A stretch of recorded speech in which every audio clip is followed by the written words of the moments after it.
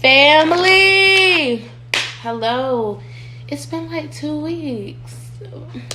Hope you didn't enjoy your break from Teaching Tuesday. But it's Teaching Tuesday, and I am Vanessa. And if you are new to this, by the time that we're done, you will be true to this. And today's topic is don't let the enemy steal your promise and your purpose. Okay? All right. Are you ready? Here we go. All right, so we're going to hop right into it, you know what I'm saying? I'm kind of nervous about this one because, you know how they say, you be the first partaker in this stuff when you got to preach it. So we're going to go to Exodus chapter 4, and I'm only going to read verse 10. And then Moses answered and said, but suppose they will not believe me or listen to my voice. Suppose they say the Lord has not appeared to you. Okay. All right, let me give y'all the backstory on this verse right here. So God had appeared to Moses and basically told him that you are going to be the person that is going to lead your people out of Egypt, okay? And of course, Moses' response is like, God, now you know I'm not good enough to do this. And he even talks about his speech not being eloquent enough, or, you know, when he speaks, he sounds like he's unintelligent, so people would not want to listen to him. And so Moses, listen, boo, I'm right here with you. I understand what that is like. Like, I know that I went to school for however many years, but sometimes when I speak, I feel like I sound like the dumbest person in the room. So I understand where you're coming from, Moses. I get it. We're here. We are.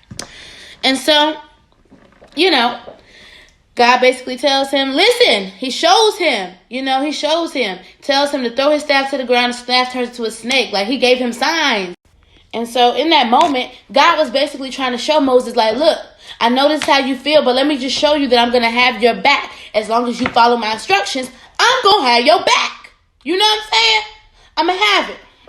Now, here's the thing about Moses and his insecurities. Let me tell you something. Insecurities can come in the form of an attack from the enemy. Like for real, seriously. What I have been learning over these past couple of weeks while preparing for this word is that the enemy is going to attack the thing that causes you to be effective in your ministry. So if you're like me and you're a prophetess, or you have to speak, you preach, whatever it is that you have to do with this mouthpiece, the enemy is going to do something to attack your mouthpiece, whether that is your throat, messing up where you can't get your words out, or it's to paint this picture of you got a nasty mouth, okay?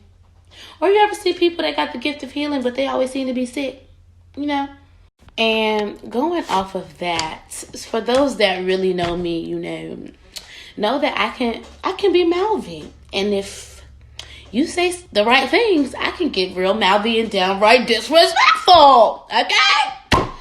And so, these past couple of weeks, people have been trying me.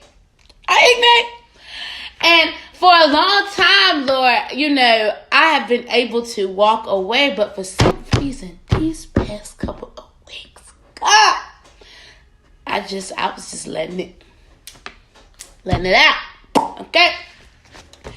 And wow.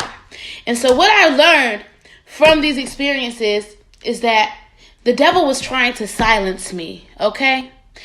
When the things would happen, when these verbal altercations would happen, I would get into this place where I would become so ashamed that I did not want to speak anymore. Back to Moses. Okay, so we already talked about how Moses has these insecurities about how that he is not good enough to be this leader that God is calling him to be. He has these insecurities about his speech, like people are not going to listen to him, right? So he already has these things going on internally that he really hasn't dealt with, right? And so let's jump over to Numbers chapter 20. And we're going to verse 10. Verse 10, and Moses and Aaron gathered the assembly together before the rock, and he said to them, hear now, you rebels, must we bring water for you out of this rock? Now listen, before this moment happens, him and the children of Israel are inside of the wilderness, and they are thirsty. It ain't no water, okay? And now, remind you, as a leader, your vision has to be clear. As a leader, your ear has to be clear. It can't have all these voices around, because then you can't hear what God is trying to do, okay? You can't. And so in this moment, when the children of Israel realize there's no water, they get upset with Moses and is going off like, why would you bring us here? Like, we should have just stayed in Pharaoh. We should have stayed with Pharaoh. We could have just died with Pharaoh. Why would you bring us to the wilderness just to die in the wilderness? Like, I could have died, at my house. My little slave house. I could have died over there instead of here. But, whatever. And here's the thing. Moses needed to be in tune with God in this very moment, because had he been in tune with God at this very moment, he would have been able to see the attack from the enemy for what it was versus getting angry. And like I said, y'all, when I'm talking to y'all, I'm talking to myself too. When you're not in tune with the Holy Spirit at all times, that one moment that you step out into your flesh could be the one moment that causes you to lose your purpose or lose your promise. Okay, and so Moses has now stepped out into his flesh, y'all, because he is angry. He is upset. Moses is fed up, child. He fed up. And so God told him to take a rock and speak to it and allow the water to flow out so that they would have something to drink. But because Moses is fed up, child, he takes the rock and said, must we give y'all some water? Now, that must we is important because now, at this point, he's taking credit for what God is getting ready to do for them. And then on top of that, I told you, God said to speak to it. Instead, out of anger, Moses strikes the rock with his staff because that's not what God told him to do. God told him to speak to it, but instead you want to hit it, okay? When you are operating out of anger, when you are operating out of hurt, sometimes, yeah, you might be able to follow instructions, but you can't follow them clearly because you're still operating out of anger, okay? So Moses operates out of anger, and God still shows up on his behalf. God still provides the thing that he promised to give him, but in turn, God said, you're not allowed to go into the promised land because you didn't trust me. You didn't believe me. And that's why I say it's very important to deal with the anger, deal with the hurt, and deal with the insecurities, because I'm telling you, sometimes we suppress things. We suppress things for so long that when an attack finally does come, that thing is now triggered. And instead of acting out of the spirit, you act out of the flesh. Okay, and Moses in this moment was acting out of the flesh. And I think about myself in those moments. I was dealing with my own personal stuff. And because that person really didn't deserve what I said to them, but because I didn't deal with my insecurities, I didn't deal with my anger, I didn't deal with my hurt, I acted out of my flesh and not out of the spirit.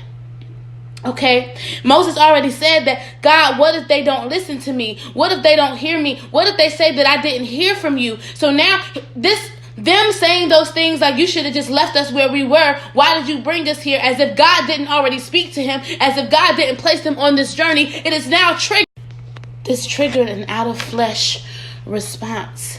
Mind you, these people followed Moses based off of his speech. The thing that he was insecure about. So, of course, the enemy is going to come and attack him in the thing that he needs to use to set the people free, which is his speech. His speech is the thing that got him in trouble. Must we give you water? I'm no longer giving credit to God, but I'm giving credit to myself because I'm angry. He came to attack my speech. He came to silence me. He came to paint this picture that my mouth is nasty. How can God use that mouth if those are the things that come out of it? So on today, I just want to encourage someone to not let the enemy steal your promise. Don't let the enemy steal your purpose. You have to make sure that your vision is clear and your ear is clear to see the attacks for what they really are, because that one moment that you operate out of your flesh might be the one moment that changes everything for you. That one moment where Moses operated out of his flesh was the one moment that God said, I'm going to take you to the promised land, but you ain't going to go in it. You're not going to dwell in it. You can see your promise, but you're not going to have it. And like I said, when I'm talking to y'all, I'm talking to me too. Don't let the enemy steal your purpose or your promise. Okay, just know you got to hear clearly. You got to see clearly, so you won't be caught off guard when the enemy tries to attack the thing that you need most to be effective. And so that is Teaching Tuesday. I love y'all. Y'all pray for me, for real. Y'all pray for me, because like I said, purpose is heavy, y'all. It's heavy. So y'all pray for me. I pray for y'all.